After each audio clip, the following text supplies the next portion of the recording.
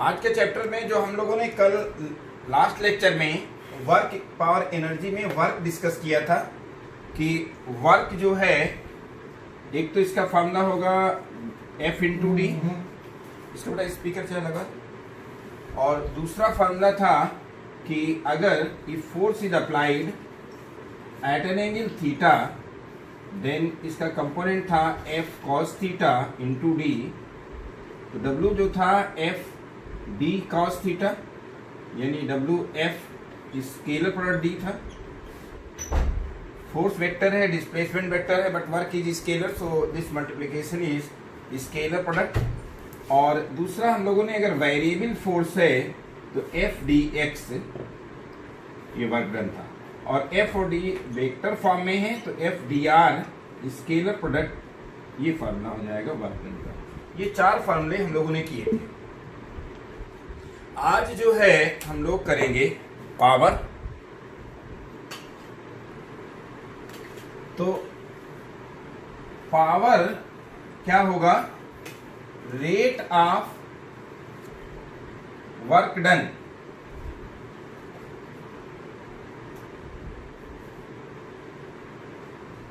Is called power. जैसे कि work की यूनिट एसआई यूनिट जूल थी, तो द एसआई यूनिट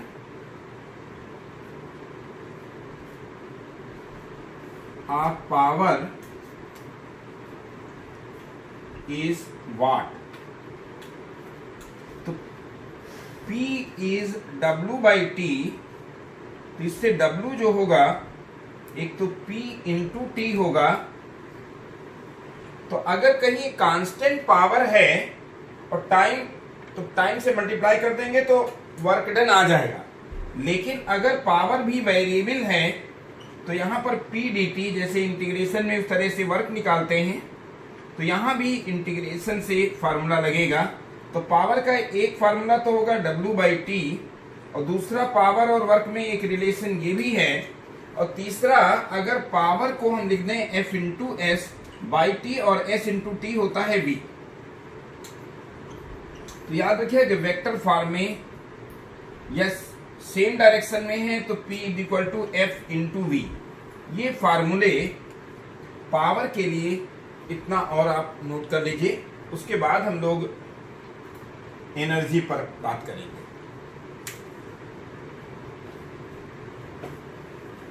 विशाल आए कि नहीं आए? यस सर, आ गया। आ गया, वेरी गुड। बता भी दिया करो सर। वो रिकॉर्ड हो रहा है आज, नेटवर्क थोड़ा वो हो रहा है। हाँ, मैं रिकॉर्डिंग कर रहा हूँ। Okay sir. अभी डलवा दूंगा दोनों, पूरा पिछला भी लेक्चर और ये लेक्चर भी। तो इसके बाद नेक्स्ट जो है, मैं एक बार फिर से बता दूं कि वर्क के लिए लास्ट लेक्चर में किया गया था। पावर के लिए ये था जो फॉर्मूले हैं P equal to W by T, क्योंकि रेट ऑफ वर्क डन होता है पावर, यूनिट होती है वाट, और W equal to P into T करेंगे। If constant power P is delivered for T second then the work done by the machine will be P into T, और इसकी unit होगी watt. लेकिन if P is variable then P dt, integration time की limits होंगी यहाँ पर, तो work ऐसे भी निकाल सकते हैं। और दूसरा P F into S S by T V होता है, तो P F इंटू वी भी एक फार्मूला हम लोग आगे यूज करेंगे न्यूमेरिकल्स में, और F स्केलर प्रोडक्ट V भी पावर का एक फार्मूला है। तो आज अब बात करेंगे एनर्जी की।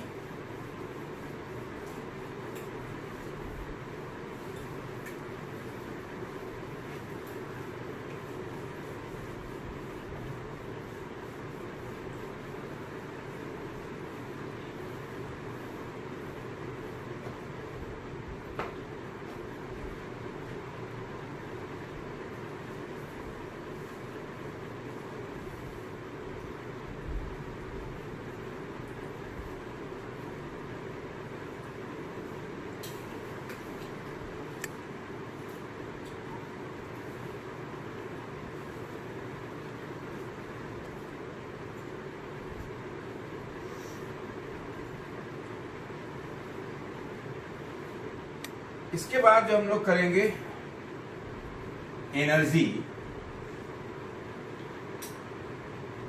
the capacity of a body to do work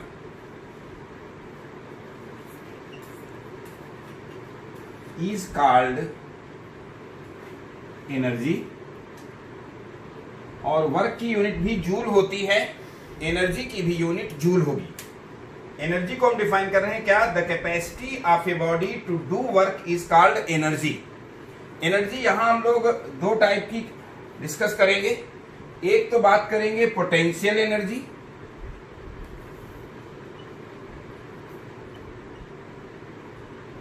और पोटेंशियल एनर्जी को हम लोग डिफाइन करेंगे कि the capacity of a body to do work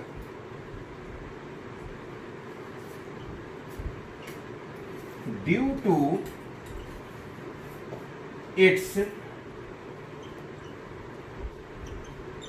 specific position. The capacity of a body to do work due to its specific position is called potential energy.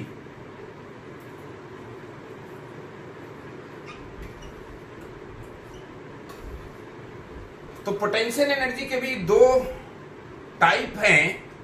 एक तो ये type है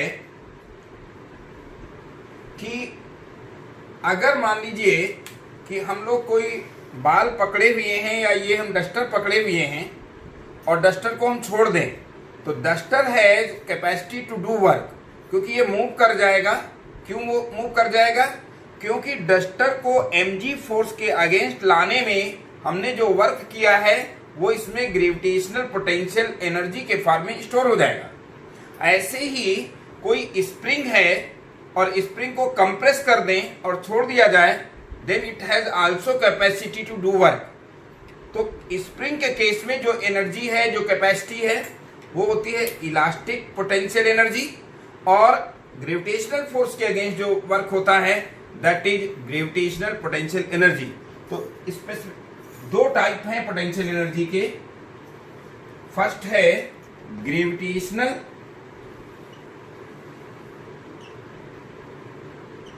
potential energy. क्या लिखेंगे इसे कि when some work is done, Nidhi है भी अभी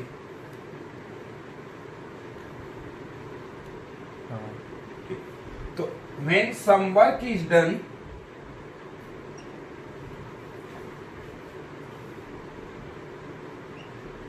is done on a body or system of bodies,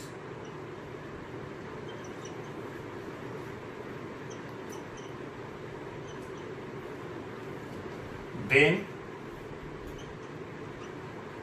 this work is stored क्या? When some work is done on a body or system of bodies against gravitational force, ये भी लिखना जरूरी है क्या? अगेंस्ट ग्रेविटेशनल, और बाकी कोई प्रॉब्लम होगी तो इसको क्या हम कर रहे थे कि ग्रेविटेशनल पोटेंशियल एनर्जी किसी भी बॉडी पर when some work is done on a body or system of bodies against gravitational force, then this work is stored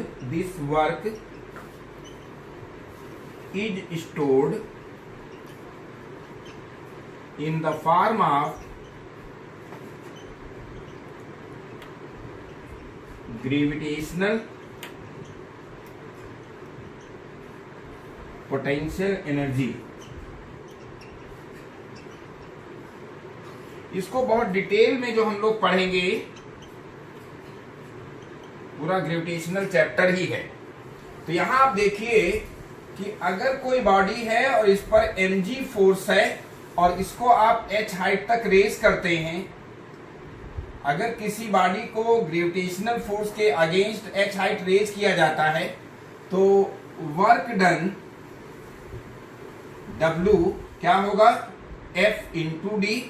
F क्या है यहाँ, mg into h, and this work will be stored in the form of gravitational potential energy. इसीलिए U होता है क्या, mgh। और आगे हम बात करें कि क्या होगा, इलास्टिक पोटेंशियल एनर्जी। ये ग्रेविटेशन के बारे में आगे बहुत डिटेल में ग्रेविटेशनल चैप्टर में है।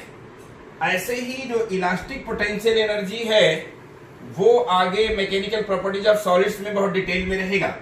फिलहाल यहाँ पर इलास्टिक पोटेंशियल एनर्जी समझने के लिए हम लोग हुक्स लॉ समझेंगे।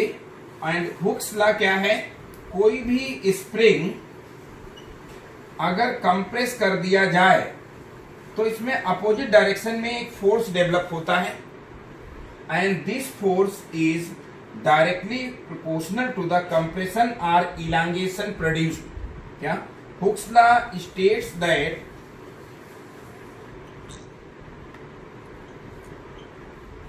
when a spring is compressed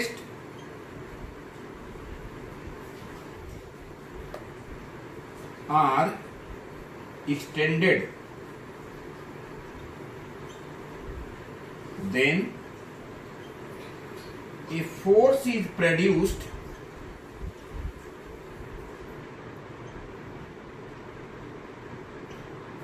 produced opposite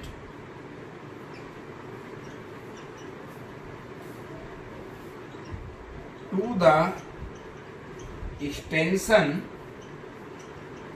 or compression।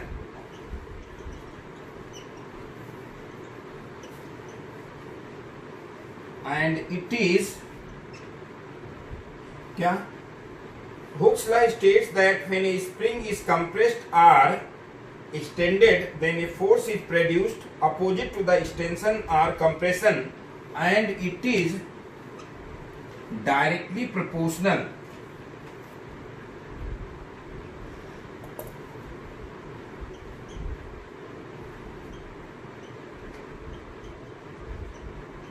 to the extension or compression produced। मतलब F is directly proportional to X, और इसमें डायरेक्शन क्या होगी, अपोजिट होगी। तो दिस इज हुक्स लॉ। और इसका भी चाहे आप स्क्रीनशॉट ले लें या तो इस अब आपके लिए फैसिलिटी है कि दोबारा आप इसको देख सकते हैं पास करके। सर एक बार हुक्स लॉ दोबारा बता दो। हाँ, मैं दोबारा अभी ये डिस्कस कर रहा हूँ अलग से कि Hooke's law states that when a spring is compressed और एक्सटेंडेड, जो हमने स्प्रिंग दिखाया है, then a force is produced opposite to the extension और compression, and it is directly proportional to the extension और कंप्रेशन प्रोड्यूस्ड। अभी इसको detail में डिस्कस भी करेंगे।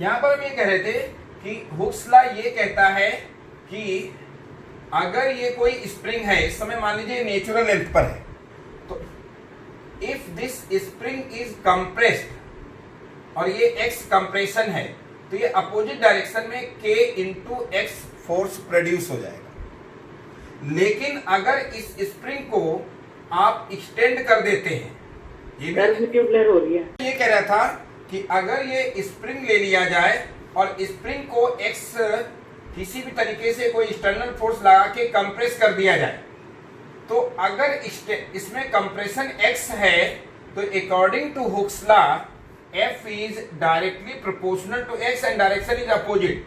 तो जब प्रोपोर्शनलिटी हटाते हैं तो ये कांस्टेंट एक डेवलप आता है, तो F इज इक्वल टू के एक्स। के को हम कहते हैं फोर्स कांस्टेंट। के को क्या कहेंगे? फोर्स कांस्टेंट, या हम स्प्रिंग कांस्टेंट भी बोलते हैं।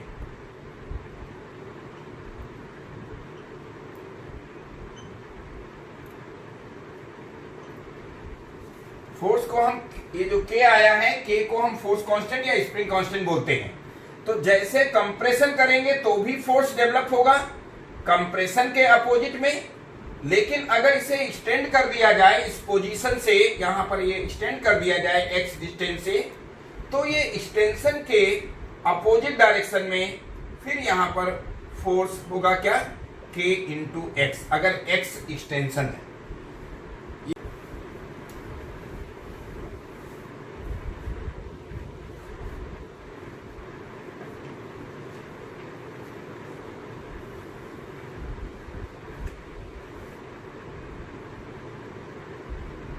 इलास्टिक पोटेंशियल एनर्जी क्या है? when some work is done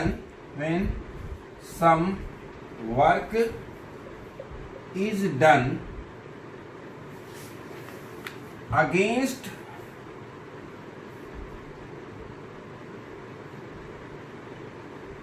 gravitational force, elastic force।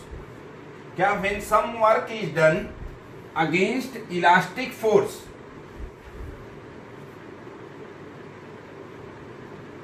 then work is stored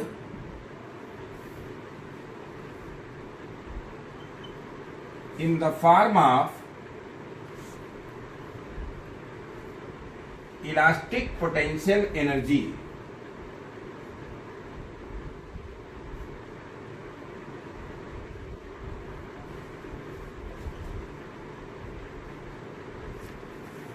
अच्छा, इसको निकालने के लिए जैसे हम लोगों ने पिछली बार जो ये mgh निकाल लिया था डायरेक्ट, हम लोगों ने जो mgh निकाला था कि F इंटू डी कर दिया गया था। F कितना था? mg फोर्स के अगेंस्ट h हाइट आप जा रहे हैं, तो डिस्प्लेसमेंट था h, तो d की जगह h हो गया और फोर्स की जगह mgh, और यही वर्क पोटेंशियल एनर्जी के फॉर्म में स्टोर हो गया। यहां पर अगर हम किसी स्प्रिंग को,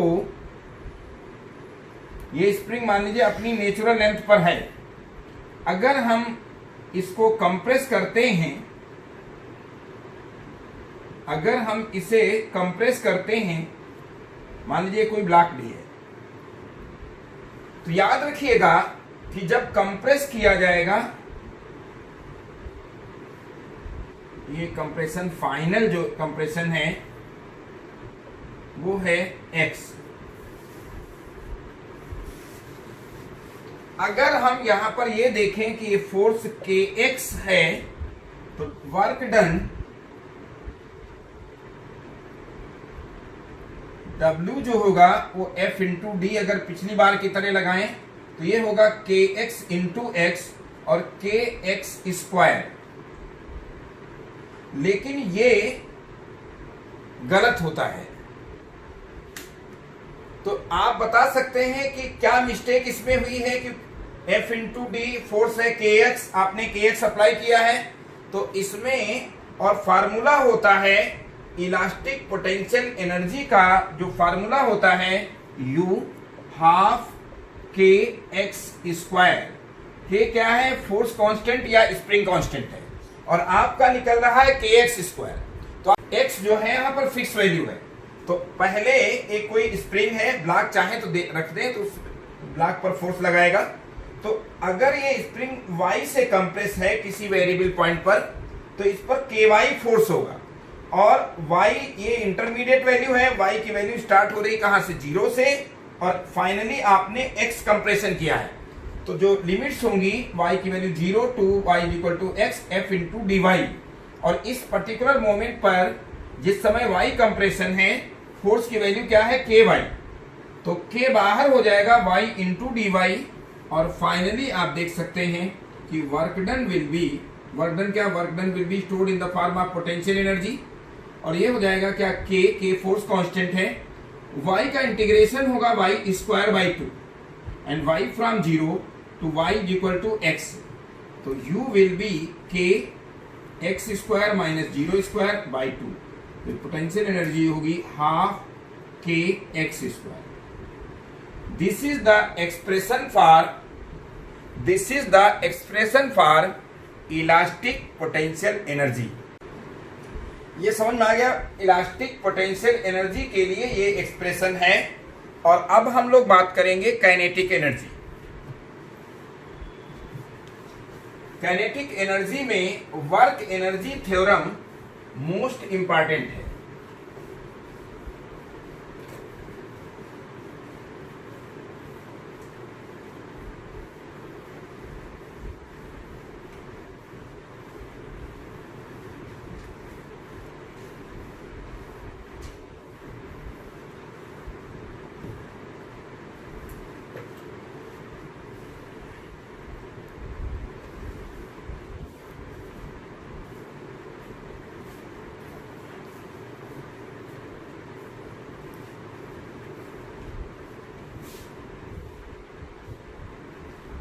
हमने आपको बताया हुआ था कि क्या होगा कि एनर्जी क्या है, the capacity of doing work, और इफ ए सिस्टम और if a body has tendency या capacity to do work due to its specific position, तो हम उसे पोटेंशियल एनर्जी कहते हैं। और पोटेंशियल एनर्जी की दो कैटेगरी हम लोगों ने डिस्कस किया, क्या, gravitational potential energy and elastic potential energy. Elastic potential energy half के एक्स स्क्वायर आया, और ग्रेविटेशनल पोटेंशियल एनर्जी क्या आया, mgh आया। अब हम लोग बात कर रहे हैं आगे kinetic energy.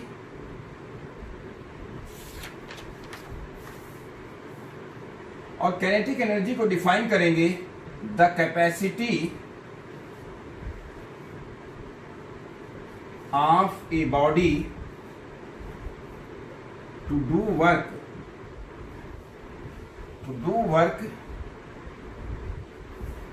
due to its motion। क्या, the capacity of a body to do work due to its motion is called kinetic energy।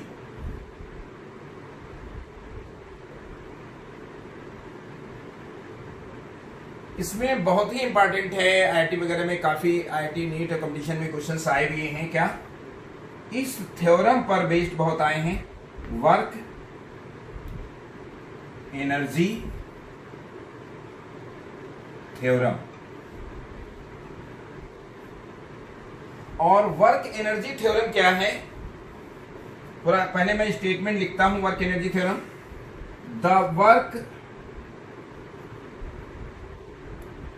the work done by net force, resultant force,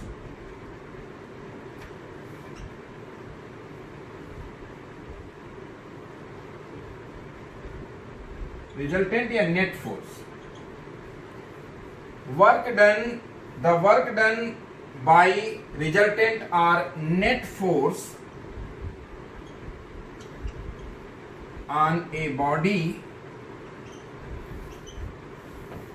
is equal to change in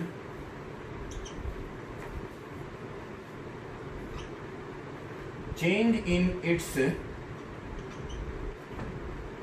kinetic energy। क्या, work energy theorem ये कहती है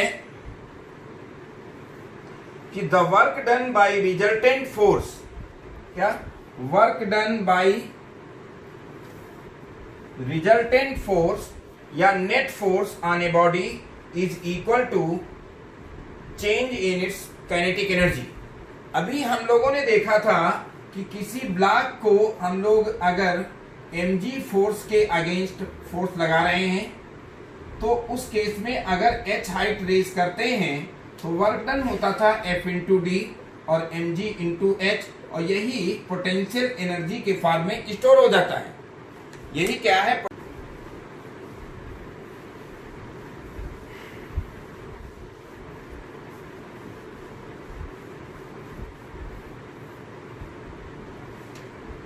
proof of work energy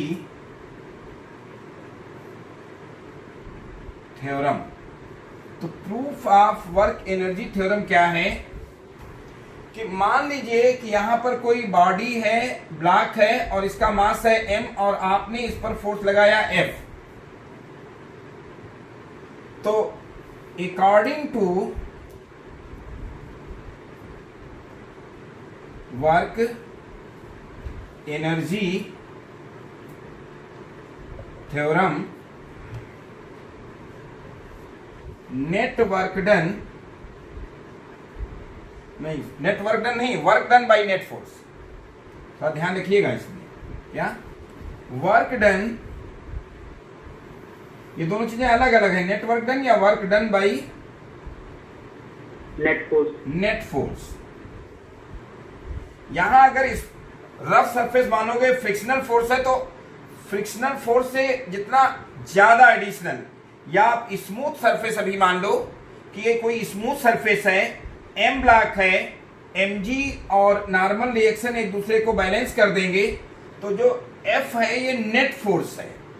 तो work done by this net force will be equal to change in K final minus K initial.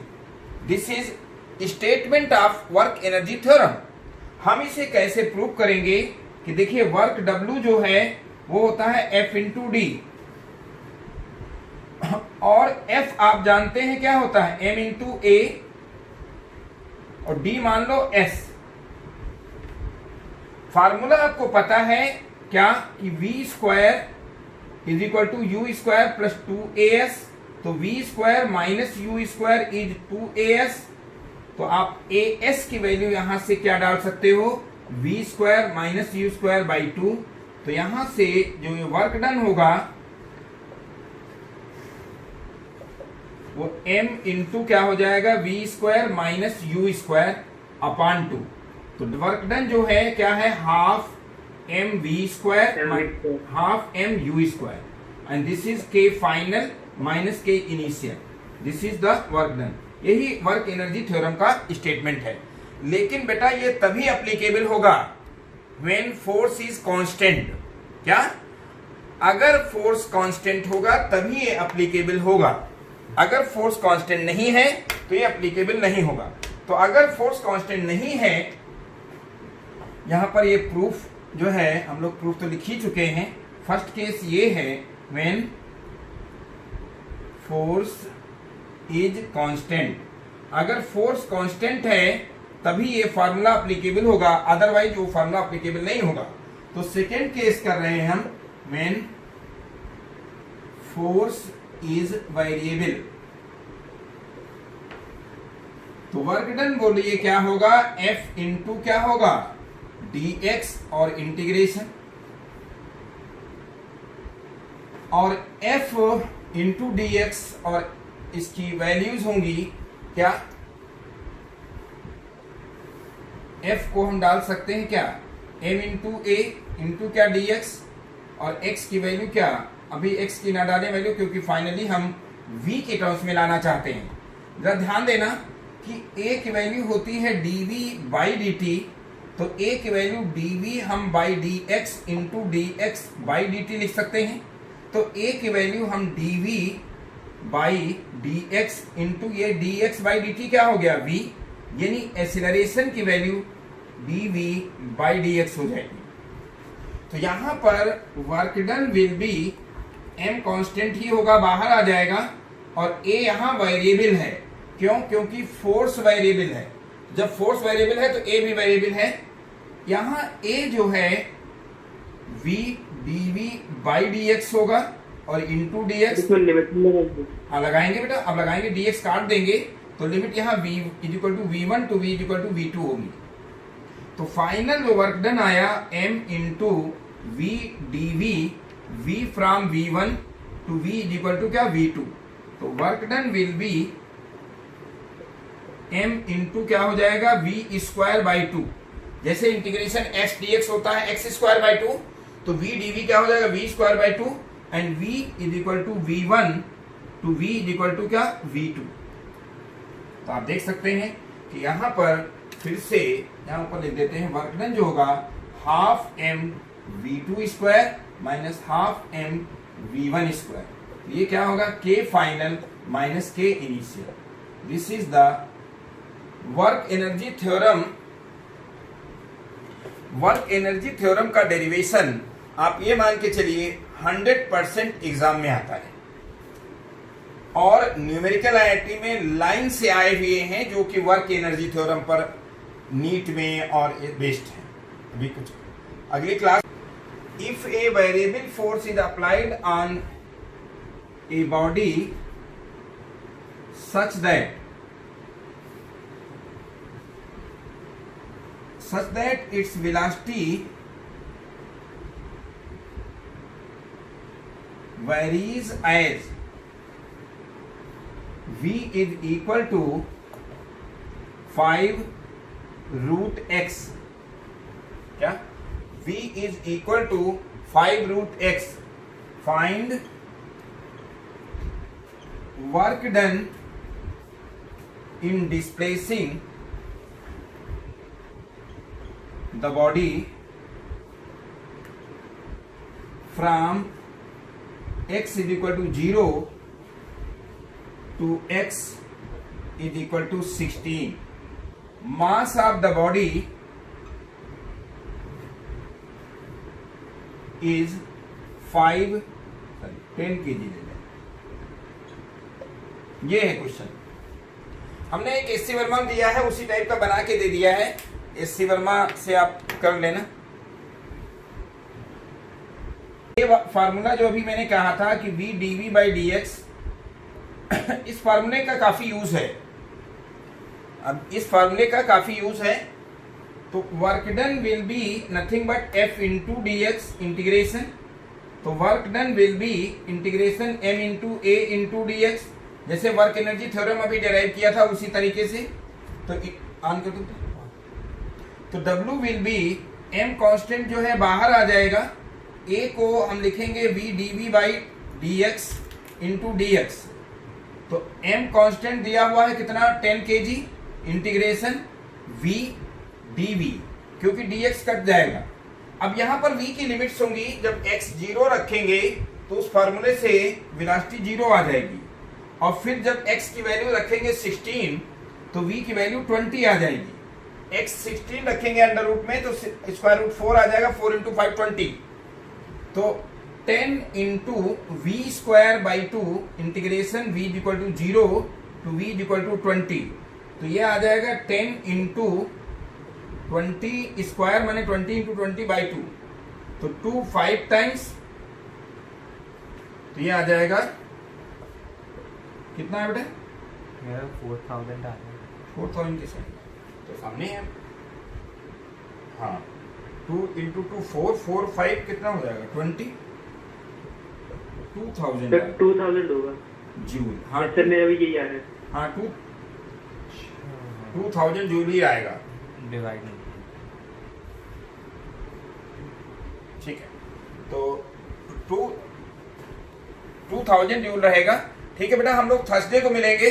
Thursday को work energy theorem पर हम लोग next lecture में काफी डिटेल में अच्छे से करेंगे। ठीक है, और